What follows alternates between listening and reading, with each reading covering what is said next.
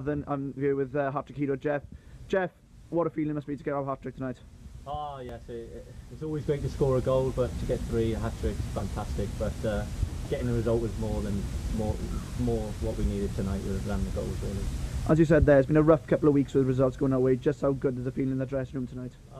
You can't get a better feeling than winning, especially scoring 2 goals as well. But winning is what that matters. Like you said, results have really gone against us the last few weeks. We've all underperformed, and we knew that. So we all went out there tonight to put it right, and yeah, we got the result. And we go down to 10 men with 2-0 up. We finished the game with 10 men and we win 5-0. Just how good is our team spirit there? I think it showed. I think even with a player less, I think the boys come together. We knew we had to do that tonight.